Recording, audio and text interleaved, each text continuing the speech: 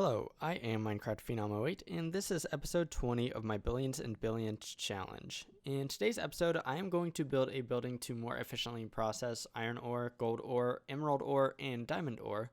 So let's get started. The first thing I'm actually going to do is I am going to replace the capacitor that runs underneath the streets of my base here, and that's because I was using the basic capacitor bank blocks, and the basic capacitor blocks are great for early on, but the vibrant capacitor bank blocks can actually hold 25 times the amount of energy, and it also allows for greater input and output. Right now I'm kind of limited by the amount of input and output that my capacitor allows, and as you can see by my now completed building right here, I do have my reactor inside, which I've actually replaced the resonant ender buckets with just platinum blocks, and I also have 4 times 3, so 12 total turbines in that building. So I'm producing a lot of power. In fact, I'm producing more power than that capacitor can handle, so I'm going to go ahead and replace it. So to do that, all I need to do is I'm going to rip out the capacitor, the old capacitor, with my crescent hammer here, and then I'm just going to simply replace it with the vibrant capacitor blocks. This is going to take quite a while, so I am going to do most of this off camera because, like I said, it's going to take a while. It's pretty monotonous. And once I have all of the capacitor bank blocks replaced, I will be back. I finally have all of my capacitor blocks replaced with the vibrant capacitor blocks, and now I have a whole lot more capacity underneath my base with my giant battery here. And also I can have a whole lot more IO. Before it was about 229,000, if I remember right, RF per tick. Now it is over 5,700,000 RF per tick. So that is a huge increase. It should be about 25 times increase over what I had before. So the main phase of today's episode is going to be building an area that will more efficiently turn iron ore, gold ore, diamond ore, and emerald ore into the iron ingots, gold ingots, diamonds, and emeralds. And I can do that through the use of Ender IO. So let's go ahead and take a look at exactly what that entails. So let's go to the sag mill because that is the machine that I'm going to be using. And let's go ahead and right click on this. So let's look at the recipes here. And it'd be better if I just look at the iron ore recipe here. And this is just an example. It is just about as efficient with the other diamond ore, emerald ore, and gold ore as well. But right now I am using a pulverizer, and that gives me 2 pulverized iron for each iron ore, and each pulverized iron becomes a iron ingot. And so I get 2 iron ingots for each iron ore I am currently getting. But I can do quite a bit better than that if I use a sag mill. And the way that I'm going to do that is, let's find the sag mill. There it is. It also produces 2 pulverized iron for each iron ore. However, we can use grinding balls, and these grinding balls have various effects on the outputs, but I'm going to use a vibrant grinding ball if I can wait for the recipe to show up here, right here. So the main output is actually 175%. So we'll get 2 times 1.75 essentially iron ore. So we'll get on average 3.75 iron ingots for each iron ore that we get. So that's going to be fantastic. So I have most everything I will need right here. So let's go ahead and grab that stuff. I do need to remember to grab redstone and glowstone, but I should be able to do that at my building. So I do have a building built for this, and it is right here. It has 4 above ground levels, and each level will be dedicated to a different ore. So for example, the base level here will be for iron ore. The next level will be for gold ore, diamond ore, and emerald ore, etc. The basement is going to make the grinding balls. And I have actually run most of the conduit that I'm going to need for today. So let's get started. First off, I need to actually look up how to make vibrant grinding balls. And I actually know how to do this. I should have just about everything I need for this. So for the vibrant grinding balls, we will need vibrant alloy. To make vibrant alloy, we need energetic alloy. And for energetic alloy, we need redstone, gold, and glowstone dust. So let's grab 3 of the modular storage units here, and let's place those down. And I think I'm going to go ahead and place them, say, over here. And I'm not exactly, let's just go ahead and do this. And let's go ahead and grab a a Yeta wrench if I can. And let's get rid of some of these facades. And let's see what kind of conduit I have run underneath the floor here. I don't have any conduit run underneath this floor. So let's go ahead and get this. Let's do 1 by 2. And I'm just going to run a straight shot over here. And what we're going to do over here is I'm going to have export buses. And so let's actually get rid of that. And I'm going to set up my export buses to export each of the things that I need to make the alloy. The first alloy that I need, and I forget the name of it off the top of my head, but I know what I need. So let's go ahead and let's actually deposit the iron ore and the gold ore for just right now. And I need redstone in addition to glowstone. I already have the gold ingots with me. And there's the glowstone. So what we're going to do is each one of these will be for a different thing that I need here. So first off gold, next redstone, and then let's do the glowstone. And I will need to hook these up to my ME system, and that'll be pretty simple. I can just run this straight over here. And I think there's my conduit would be in this conduit facade right here. So if I go ahead and put this right here, it should connect up, and it did. So that's fantastic. In short order, I should start seeing things come into these right here. So the gold goes here, redstone goes here, and I forgot the acceleration cards, it looks like, for the other two. Let's go ahead and do that because I do want these acceleration cards to be in here just to speed up the functionality there. I definitely will need that sped up functionality. I'm going to be making a lot of this alloy. So next off, I do need to run some conduit for my alloy smelters, and I'm going to put my alloy smelters, I think, out here. We're just going to do a line of alloy smelters. For right now, it's only going to be 4 of them, but in the near future, it will be more. So let's just run this straight over, and then grab my Ender energy conduit here. And I do have conduit right here. Let's just run this straight across. I guess I didn't need to go deeper than that, deeper than the first level here.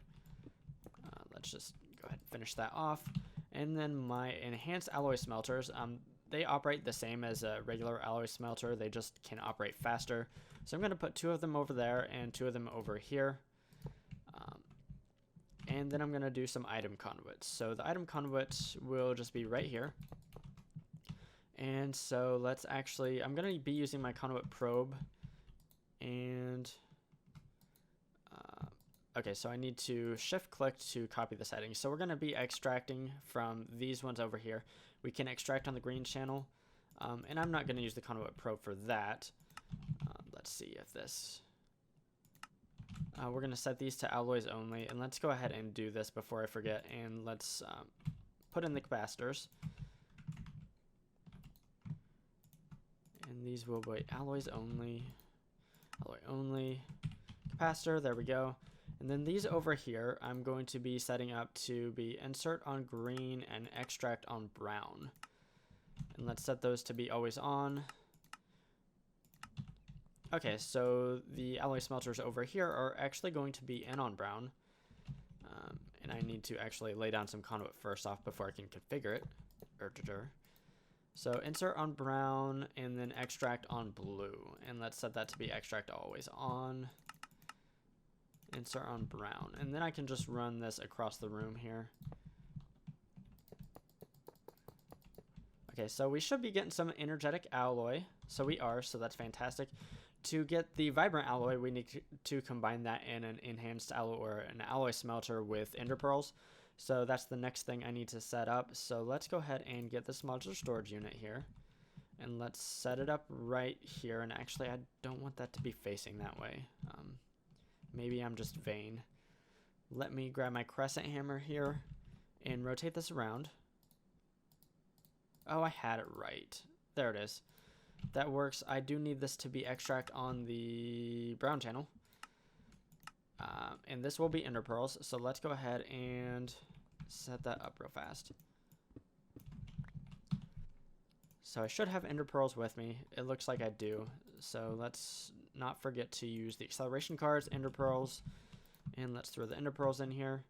And let's go ahead and run the conduit. Okay, that should connect up. That's fantastic. And actually, I think I want to get rid of the conduit under here because I'm going to have another export bus right here, I think. No, I'm going to have I'm not going to have anything right here, I don't think. Let's see here. I might actually put my sequential fabricator. Yeah, I think I'm going to do under the ground here. So let's... the sequential fabricator will actually take the vibrant alloy, and it does need power, but it will get power if I put it right here. Let's do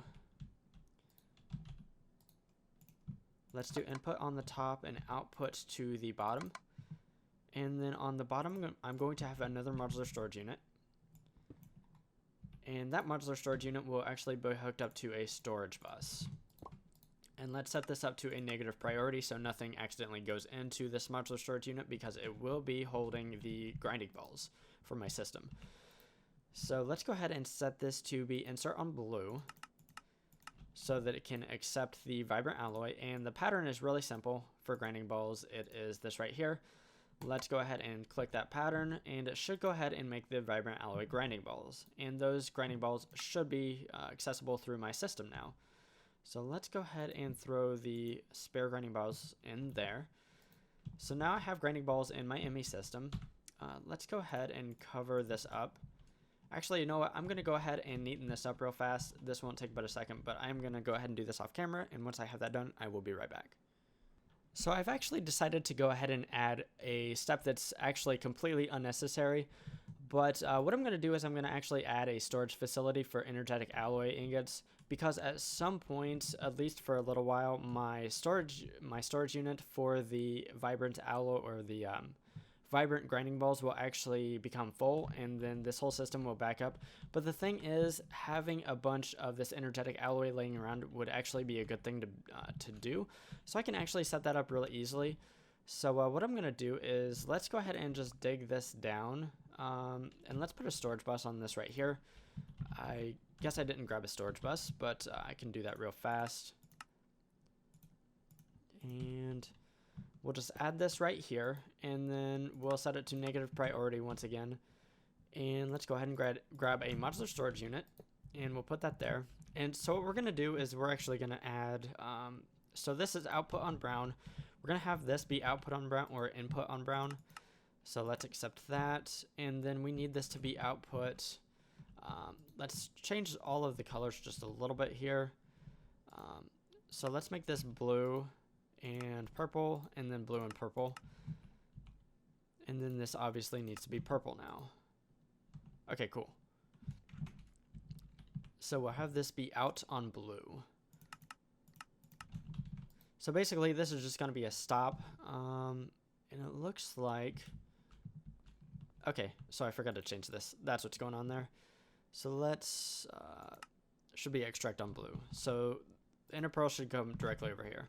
Okay, I think everything's all fixed there. So that's cool. So yeah, I should after a while have a stockpile of energetic alloy, and that'll be nice to have.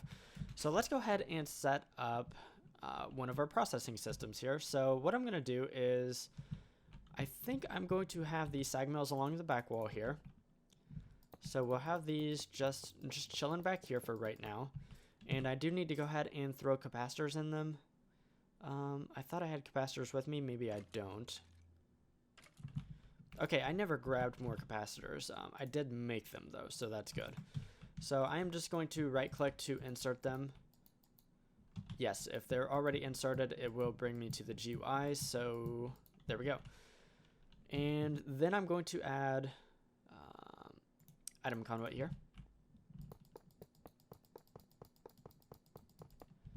And I'm not going to configure those just yet because I am probably going to use my conduit probe to do that.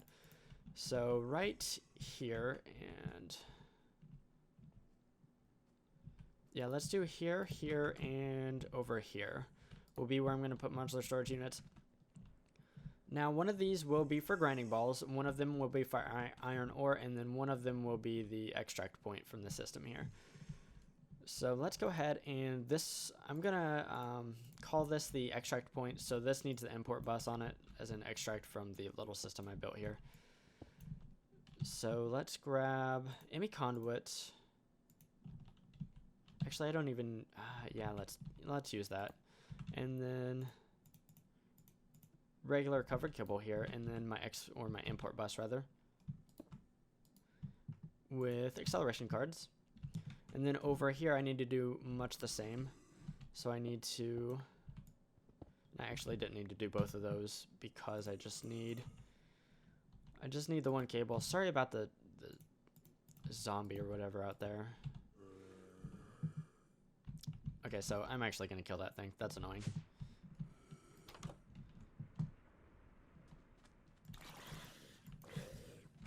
Oh my goodness. Okay, better.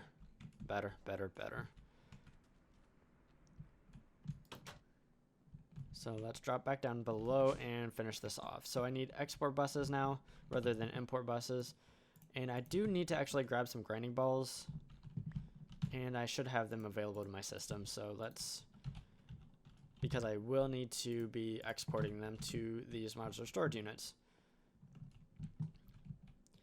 Okay, so export. This can be grinding balls, and then this right here can be iron ore. And let's speed those up as we can. And then let's go ahead and configure the conduits. I think that's the next thing here. So these need to be outputs, and they can be output on green. That's fine. Let's go ahead and get some speed upgrades for those as well, if I can. Yeah, it looks like I have the required ingredients, so that's fantastic. And to be honest, for the grinding balls, it won't be necessary to speed up the extraction point, I don't think. So let's just go ahead and do the iron ore. So let's see. We do need to set these up to be inputs. Let's do these input on green and then output on brown. And then let's go ahead and use our conduit probe here. Let's copy those settings and then paste them across. So obviously this conduit probe is coming in handy here. Let's see if we're getting the grinding balls to come in here. We are.